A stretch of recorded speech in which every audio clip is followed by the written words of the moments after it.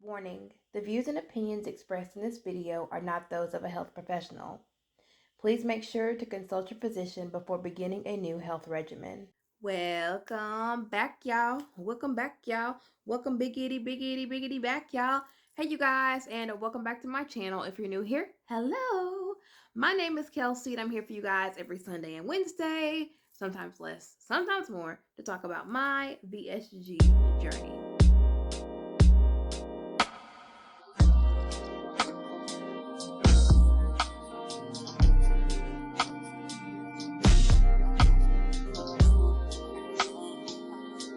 It's my hope that through these videos, you're able to find the answers to questions you've been looking for, or the path to choosing surgical weight loss is made that much easier. Happy Sunday to you guys. Today is the day where we sit down and we talk about a topic that's been heavy on my brain. If I look tired, I am. Today I got together with some family members and a close friend of mine, and we celebrated my niece's first birthday, her first trip around the sun. We did celebrate today. So of course, you guys know with any type of entertaining, it's always so draining. Your girl is tired. I am pooped. I mean, the lack of eyelashes and, additional makeup should be a surefire giveaway. But I did want to come and give this video or make this video for you guys and, start your week off right. I'm trying to make sure that I, am more consistent or more on the consistent side with my posting. I know that life throws us curve balls sometimes, but I'm doing my best to get these videos out to you guys as promised. So today we are going to talk about a topic that's been heavy on my brain. And also I get a lot of questions about this. And I do want to preface this. I'm not a nutritionist. I'm not a surgeon. I'm not a doctor. I'm not anybody writing books about, health. But I have done a lot of research now and prior to my surgery. So I'm not perfect and I don't know everything, but what I do know, I like to share. I think that knowledge comes through experience, and I think that I've been very fortunate to experience a lot and to also know a lot more than I did when I was preparing for my surgery. So I know that when I was preparing for my surgery, I was looking for certain things. Like, I think I've told this story before. Like, during my pre-op diet phase, I wanted to know simple things like, is it okay to season my chicken broth? Like, had anybody asked their surgeon, hey, can I put garlic powder in my chicken broth? Is that okay? Is that acceptable? No one was talking about that. And I'm extra, and I wanted my chicken broth to be delicious and flavorful, but I didn't know if that was okay. So I wanted, somebody, anybody to talk about it, but nobody was talking about it. Yes, there was videos out here. Yes, there's fantastic videos out there. There's more up-to-date videos out there, but it's like specific questions that I had were not being answered. So that's why I started my whole, VSG sharing content. And that is just to answer questions that some of you guys may be looking for that you can't find. So without further ado, we're going to go ahead and get into the video because I don't want to talk for 52 hours as normal. So as expected, if you are planning on having gastric sleeve surgery, you're probably looking forward to that new body, that new life. As I said, you unzip this old body and you step into your new body and you're ready to begin your healthy eating habits and you're ready to begin your new healthy way of life. But preparing for the surgery can be quite challenging if you don't have anybody to talk to, or if there's no one in your immediate circle that you can just reach out to and be like, hey, I have a question for you. So I think it's important that we talk about the different stages of the gastric sleeve diet. Pre-op, post-op, week 1, 2, 3, 4. I really want to get into that because I get questions about it all the time. So I did want to drop some knowledge and some information with you guys so that we can, discuss and talk about it. So it's important to understand that the diet that you are to follow previous to surgery and after surgery is very specific. It's tailored to helping you find and maintain a healthy lifestyle for the long run. Not only is it meant for you to lose weight during the beginning stages or the first 6 months or the first year, it's meant for you to take those and build your life around that healthy change. As time passes and progresses, your diet will begin to shift and alter to your lifestyle, and you'll be able to maintain and grow from what you've learned prior to your surgery and after your surgery. You take it, you put it in your pocket, and you carry it with you so that you can keep that weight off and you can still maintain that healthy growth that you've been able to achieve. So now we're going to talk about the pre-op or the pre-surgery diet. So the main goal in the pre-op diet is to shrink your liver.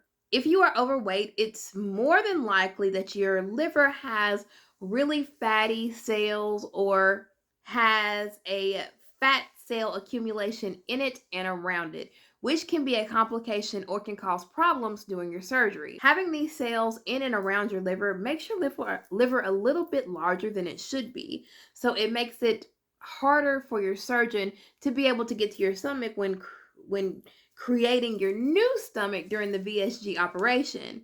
So the whole point of having the pre-op diet is to shrink it so that he can get to where, or he or she can get to whatever he needs to get to without it damaging or nicking or cutting or being or causing more complications during the surgery for you and for him. In most cases, 2 weeks prior to surgery, you will begin a clear liquid diet.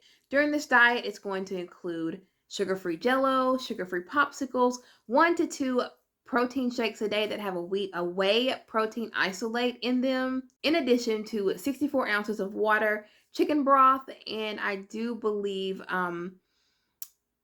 unsweet decaffeinated tea.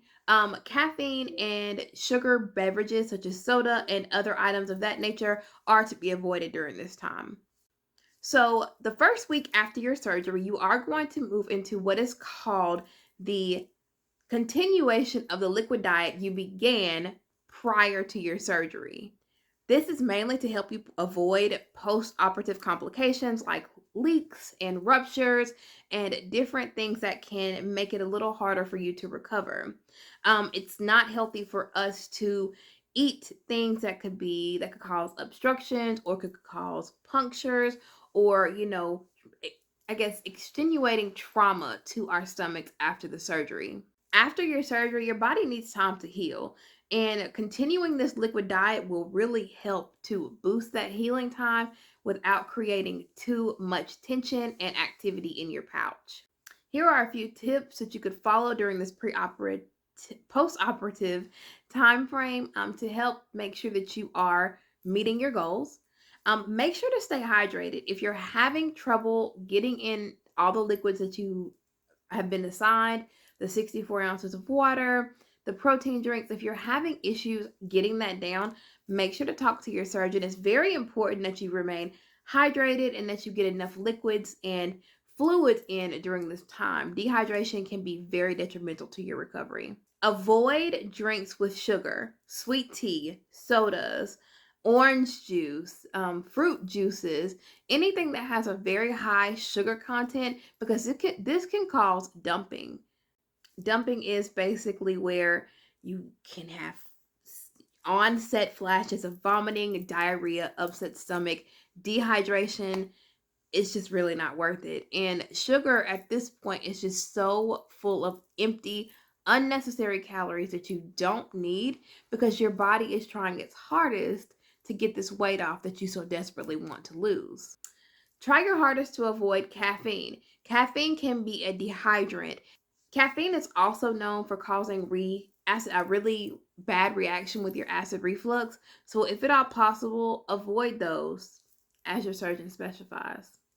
It's also important to know that carbonated beverages, whether it be sparkling seltzer water like LaCroix and bubbly, those need to be avoided as well because they can cause bloating and gas in your pouch and stomach area. And with the trauma that it just went through, you don't want to upset it. If you start drinking soda again, it's just one of those things where I feel like you get back into that habit, you get back into that swing. It's just empty, unneeded, unnecessary calories. And I'm telling y'all, soda is probably one of the worst things for me or anyone suffering with PCOS. You drink one regular soda and it's like you drink a whole 6-pack. You have to be very careful with sugary beverages like that because they're just so full of calories and unnecessary things that we just don't need right now or really ever. And now we're going to move into the week 2 and 3 diet. It may start more on the 3 side for you. It may start on more on the 2 side for you. It really just depends on your surgeon specifications, but I am just going through my my diet regimen plan that I had from my surgeon. So if yours differs, that's fine, but it's basically the same thing. During the second week of surgery, you'll graduate to a full liquid diet. Now, you're like, well, I was on a liquid diet. That was clear. This is a full liquid diet. It opens up the window on what you're able to eat just a little more, so that you're able to break up the monotony of the broths and the popsicles and the jellos. You're able to actually eat some things that are more desirable, and also may be more appetizing. So the things that you're able to drink and consume during this time is going to be, of course, number one, your protein shakes. Those are going to be your Premier Protein, your Core Power, your Ensure Light, just whatever your physician says that they prefer. My physician definitely preferred the Premier Protein.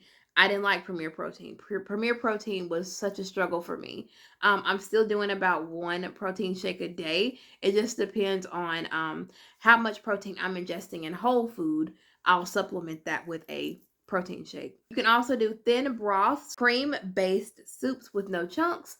I do have a video earlier in my pre-op diet or my post-op diet where I was emulsifying different soups to kind of break them down to where they were more suitable for this diet. I would break them down in my food processor and strain them and then process them again to make sure that I was getting nothing but a straight, just pure cream soup. No chunks, no lumps, no bumps, nothing. It was just a pure soup. Nothing added into it or nothing chunky in it. You can also do unsweetened milk, sugar-free pudding, sugar-free, non-fat frozen yogurt, ice cream, and sugar-free sorbet. Non-fat plain Greek yogurt is also okay as well. They do say that you could do fruit juices as long as it has no pulp or I guess like floaty things in it. I didn't do juice. I just felt like juice was a waste of calories, but I guess it's okay because you're only getting so many calories during this portion of your time anyways. And you could also do a thinned hot cereal such as a cream of meat or cream of meat. What? Bro, what are you talking about, man?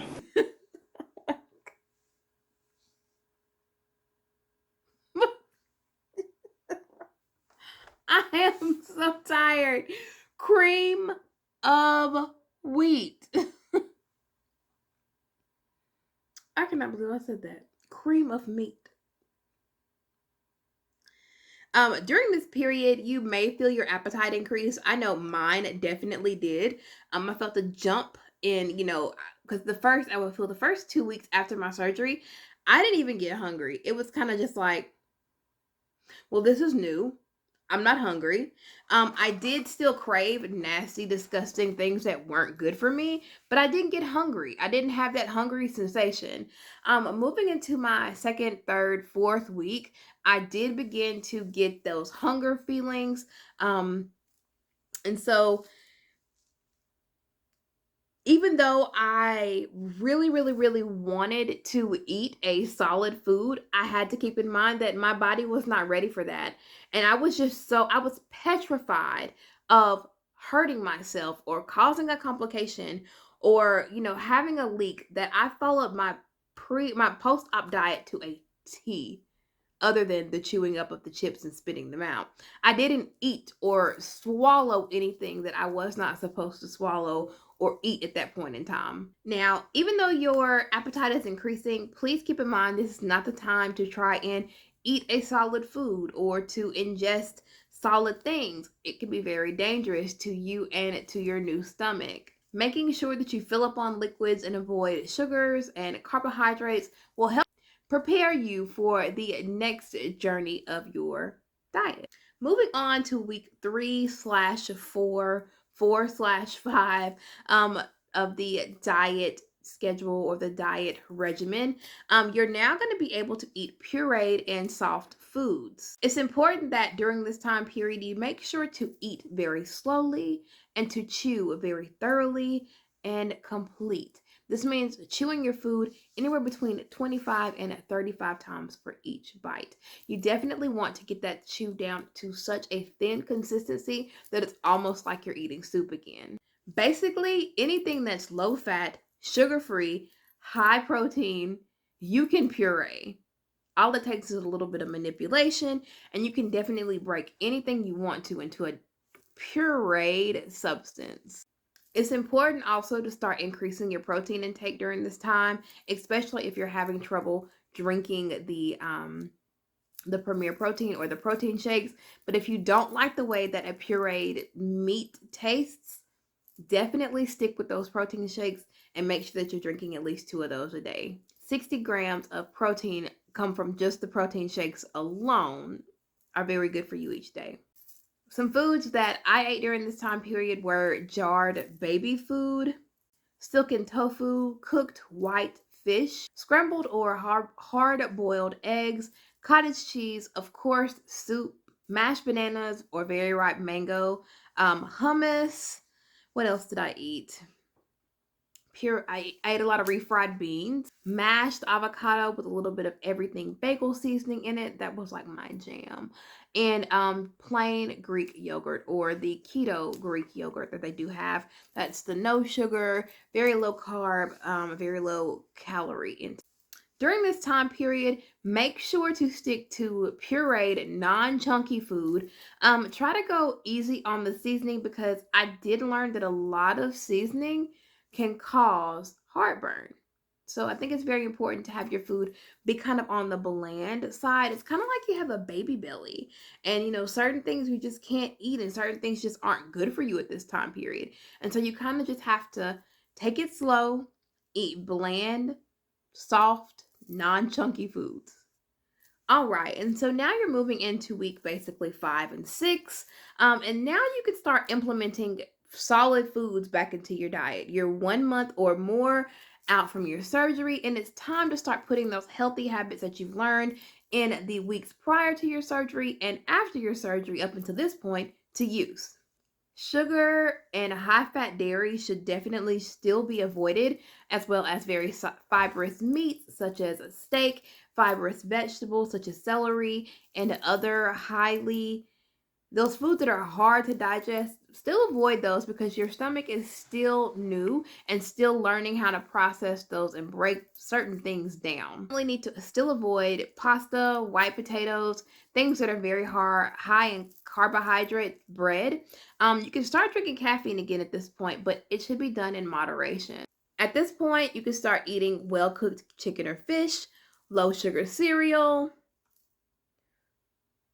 sweet potatoes, low-fat cheese, and fruit in moderation. So that portion was very simple. I think it's common knowledge by that time. There's not a lot to really delve into there. So now we're at week 6 and beyond. This is what's called the maintaining and stabilizing phase, and that's what I'm in now. It's basically where you take all of that information you've learned from the beginning to the end to whatever you learn daily, and you use it. And you use that information to ensure that you are doing your best every day to give your new body a fighting chance to start over again. It's important to put your focus on lean protein and vegetables. And if you are going to introduce new foods, Do it one food at a time. Allow your body to have that time to kind of get used to it and to delve out whether or not it's kind of working with it. Because, just because you dealt with it or you received it well before the surgery doesn't mean that your body is going to be like, okay, come on in. I'm here for it after the surgery. There are certain foods that you should avoid entirely from this point. Sugary foods, sodas, cakes, cookies, pies, things of that nature, because all they do is trigger those old habits in our mind and also our bodies that we worked so hard to break. Choose your food wisely. As I've said before, try to stick with whole foods. Try to stick with foods that you know are healthy for you and that will benefit your body in some way. Nutrient dense and rich foods are so important for your body at this point in time. You need all of the good stuff you can get. Try really, really, really hard to avoid empty calories. Try hard not to snack or graze and just eat throughout the day. Eat 3 really good meals, focusing those meals on breakfast and lunch and eating a lighter dinner. If you do snack, make sure it's a low fat cheese or something that's going to fit into your calorie intake range, not be too heavy or not be too often. It's going to help you stick to your plan. The number one thing that I think that I have struggled with the most is remaining hydrated. The water intake level after VSG is so detrimental, and it means whether you'll lose weight or maintain weight, it's that serious. You guys have to make sure that you are drinking your water and that you're getting really good hydration throughout this time period. So here are a few things that I've learned throughout my post-operative and preoperative diet up until this point. And I thought I would share those with you guys. So use a blender or a food processor to break down your foods, especially when you're in the pureed and the full liquid diet stages. It makes things so much easier. Try your hardest to identify physical hunger and head hunger. This will definitely help you not graze or eat just because you feel like you should be eating, but you're not really hungry. Try your hardest not to overeat. Listen to your body. If your stomach says, whoa, girl, I've had enough, don't force it. You're going to make yourself sick and you're going to cause, your stomach to slowly begin to allow you to eat more and more and more food. Now, your stomach will never be the same size as it was before, but you can stretch your pouch, which will allow you to have a higher calorie intake, which will cause you to gain weight. Or it'll take more food to satiate that hunger. If you're full or if you feel like you can't take any more, push away from the table. Put down the fork. Sure to chew slowly and to eat slowly. Learn how to savor and enjoy your food. I think that's one thing that I've never done prior to this surgery. I just ate. I ate fast, and I always felt like I had just eaten so fast, and there has to be more food that I have to get. But now I actually take the time and I taste my food. I enjoy the flavors and the different ingredients that I put into my food. I can taste those things and I enjoy food more now than I did before because I take my time to understand how these foods are going to help me in the long run. And the love and the time and the preparation that I put into those makes me feel good too. If at all possible, avoid trans fats, saturated fats, and processed food, as well as fast food. None of those things are good for you, and none of those things will help you reach your weight loss goals. This is the one that I have to work so hard at. Do not eat and drink. It's not good for your pouch. It can cause complications. And I think the hardest social situation for me to do that in is in a restaurant. If you're sitting and you're talking and you're eating and it's a natural thing, or it's a learned behavior to reach for your drink to take a drink while eating. And so my mind has to be like, no, no, no, don't do it. And when I went out with my family, I think maybe 2 or 3 weeks ago, that was one of the things I wanted to reach for my cup of water. I wanted to, because it's a learned behavior.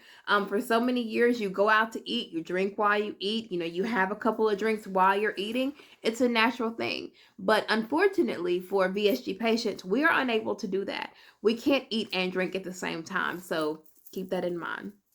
Put some movement into your life, whether it be walking, yoga, any type of exercising. I do this wonderful indoor walking routine, and I also just purchased a bike. I haven't ridden a bike in probably 20 years. But because of my weight loss, I have felt this sudden inclination to get out and ride a bike.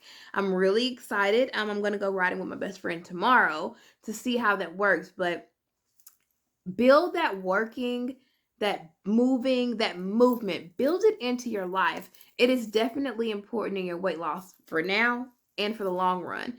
The movement and the activity keeps your heart healthy, and we need our hearts to be healthy for a really long time. And last but not least, avoid NSAIDs, or what is anti-inflammatory drugs. And the most commonly used one is going to be ibuprofen. These types of over-the-counter pain medication can reduce the coating in your stomach's lining and cause further complications. That's definitely something that I had to work towards. I took ibuprofen every day prior to my surgery, mainly because my feet and my knees hurt so bad, and ibuprofen was the only thing that would help combat that. So now I can't take it at all. So that's definitely been a learning curve for me. Thank you guys so much for tuning into my video today. I hope you guys enjoyed it. I didn't give specific examples of the foods that you could be eating during these stages because I feel like it's all about a personal preference. I may like a bone broth and you may like just a regular chicken broth, which is completely up to you. You may prefer to make your chicken broth homemade, and that's okay. I just wanted to give you guys a little bit of an outline or a roadmap to help to get you to where you're going. I can't talk. I'm so tired, you guys. Cream of meat. I said cream of meat. Anyways, we've come to that time in the video where I leave you guys with a positive quote for the week. And the quote for the week that I have for you guys is, "A negative mind will never give you a positive life." Buddha. I love that quote. I feel like if you do not work on your mind and you allow your mind to infiltrate your actions and your days and your thinking, and it has a negative impact, it will impact you negatively. It will impact your interactions with others negatively. It is just not conducive to a positive life. So whatever it takes for you guys to keep that positivity going, keep that momentum going, do it, do it, do it. I thank you guys so much for being here with me. You could have been anywhere else in the YouTube world and you chose to be here with me. I love every single one of you guys. I'm so sorry that I'm tired today because I am tired, baby. I'm taking a nap. You want to take a nap? I'm taking a nap here. Okay, take a nap right there then. Good night. I am so tired. But if you're new here and you haven't already, please make sure to hit that like button. I would love to have you here. Come on in for the hug. Tired or not, you're going to get a hug. I love each and every single one of you guys in what? 10K, baby. And I will see you guys in the next video, which would be Weigh-In Wednesday. Love you. Love you bunches. Love each other. Love yourself. Take care of yourself. And I will see you later. Bye.